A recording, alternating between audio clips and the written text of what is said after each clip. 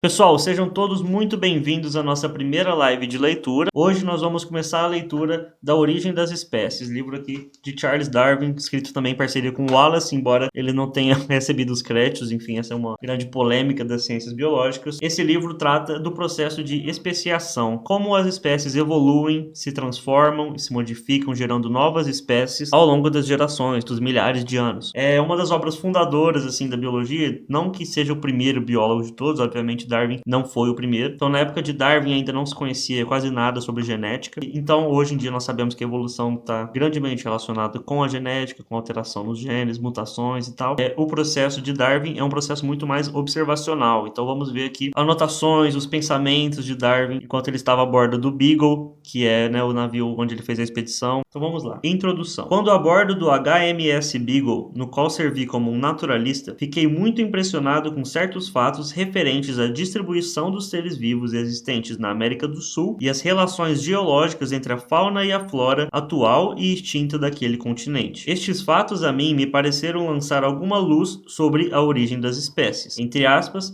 o mistério dos mistérios, conforme a definição de um dos nossos maiores filósofos. Logo após o meu regresso ao lar, em 1837, ocorreu-me que talvez pudesse ajudar a esclarecer essa questão, através da paciente acumulação e do estudo de toda sorte de fatos porventura ligados ao tema. Assim, depois de 5 anos de trabalho, eu julguei-me em condições de especular sobre o assunto e redigi umas breves notas, ampliadas em 1844, quando esbocei algumas conclusões sobre o que me parecia então suscetível de verificação. De lá para cá, venho me empenhando sem cessar nesse propósito. Espero que me perdoem o fato de citar esses pormenores de caráter pessoal. Eu faço eles apenas para mostrar que minhas conclusões não são fruto de uma atitude precipitada. Atualmente, meu trabalho se encontra próximo de seu final. Contudo, seriam necessários mais 2 ou 3 anos para completá-lo. E como a minha saúde está longe de ser considerada boa, algumas pessoas me solicitaram que escrevesse esse resumo. Houve também uma razão especial que me induziu a redigi-lo. O Sr. Wallace, lembra para vocês, pessoal, que eu disse que o Wallace também contribuiu muito com a teoria da evolução, está sendo citado aqui. O Sr. Wallace, que atualmente se encontra no arquipélago malaio estudando sua história natural, chegou a conclusões gerais acerca da origem das espécies que são quase exatamente idênticas às minhas. Então, pessoal, apesar da gente atribuir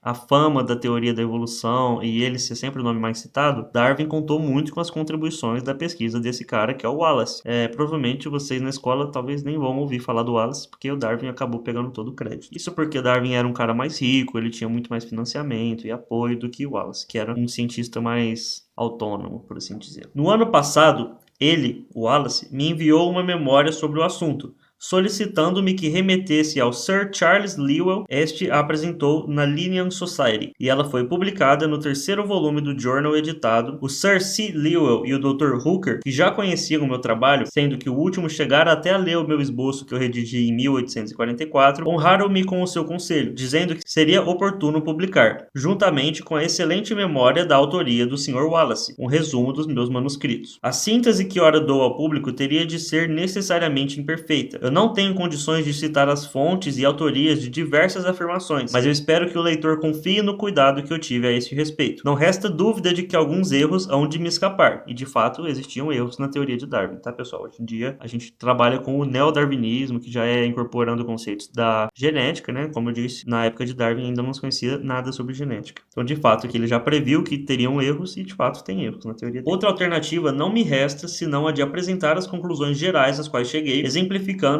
com uns poucos fatos que espero que sejam suficientes na maior parte dos casos. Mais do que ninguém, estou ciente da necessidade de futuramente publicar um estudo mais pormenorizado de todos os fatos em que se apoiaram as minhas conclusões. Uma conclusão satisfatória só poderá ser alcançada através do exame e confronto dos fatos e argumentos, em prol deste ou daquele ponto de vista. E tal coisa seria impossível de se fazer na presente obra. Lamento bastante que a premência de tempo me impeça de ter a satisfação de agradecer a generosa assistência que recebi por parte de inúmeros naturalistas. Pessoal, naturalista é o termo que se dava aos biólogos antes dessa ciência ser oficializada. Então, quando ele fala que ele recebeu o apoio de vários naturalistas, são biólogos, né? Antes da biologia existir como ciência separada. Alguns dos quais sequer conheço pessoalmente. Todavia, eu não posso deixar passar a oportunidade de expressar o meu profundo reconhecimento ao Dr. Hooker, que nos últimos 15 anos tem me ajudado de todas as maneiras possíveis, pondo à minha disposição o seu vasto arsenal de conhecimentos e o seu excelente critério de julgamento. É perfeitamente concebível que o naturalista, ou seja, o biólogo, refletindo sobre as afinidades mútuas dos seres vivos, suas relações embriológicas, a sua distribuição geográfica,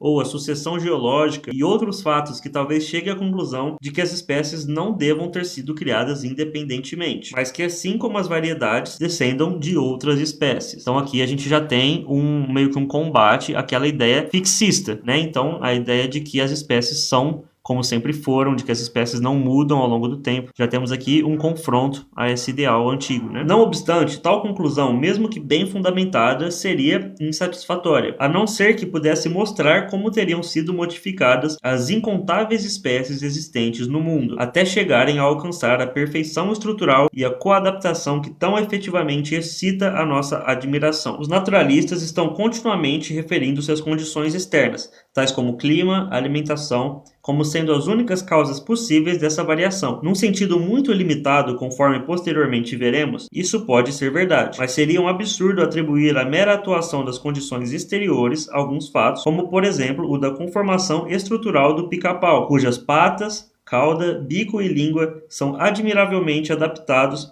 a função de apanhar os insetos que se abrigam sobre a casca das árvores. No caso da erva de passarinho, que tira de certas árvores o seu alimento, cujas sementes são transportadas por determinados pássaros e cujas flores unissexuadas exigem a participação de determinados insetos para levar o pólen de uma até a outra, seria igualmente absurdo atribuir a toda a estrutura desse parasita, assim como as suas inter-relações com diversos seres vivos distintos, os efeitos das condições externas ou os efeitos do hábito ou a possível reação volitiva da própria planta. O autor de Vestígios da Criação, que presumo, iria dizer após um certo número de gerações, algum pássaro teria dado origem ao pica-pau e alguma planta à erva de passarinho e que tais seres já se apresentaram então dotados de toda a perfeição que hoje em dia ostentam. A mim, porém, tal suposição não me parece uma explicação, uma vez que deixa sem análise ou conclusão os fatos das coadaptações dos seres organizados, tanto entre si como em relação às suas condições naturais de vida. Por conseguinte, é da maior importância adquirir uma compreensão completa dos meios de modificação e coadaptação. No início das minhas observações, pareceu-me provável que o estudo minucioso dos animais domésticos e das plantas cultivadas forneceria as chaves da explicação desse obscuro problema. Minha expectativa não se frustrou, tanto nesse como em todos os outros casos complexos. Cheguei invariavelmente à conclusão de que o nosso conhecimento, por imperfeito que seja da variação no estado doméstico, pode fornecer-nos sempre a pista melhor e mais segura para a sua solução. Portanto, posso aventurar-me a expressar minha convicção quanto ao alto grau de importância de tais estudos, ainda que os mesmos sejam de ordinário descurados pelos naturalistas. Em vista dessas considerações, destinei o primeiro capítulo deste estudo às variações no estado doméstico. Aqui, pessoal, vemos que ele está dando uma explicação de como ele vai abordar a origem das espécies e, como ele diz, nos primeiros capítulos vamos tratar delas no estado doméstico. Ou seja, é muito mais fácil entendermos como funciona a evolução quando olhamos para as espécies que foram domesticadas pelos homens, porque a partir do momento que nós começamos a controlar aqueles espécimes que se reproduzem e passam seus genes adiante, fica muito mais tranquilo entender o processo da seleção que leva à evolução dessas espécies. Como Darwin diz, depois a gente vai falar da evolução no sentido da natureza, então dos animais em seu estado selvagem, já é muito mais complexo, porque não temos uma espécie como o ser humano selecionando exatamente aquela característica que é desejada. Quem vai fazer a seleção é a própria natureza por meio da seleção natural.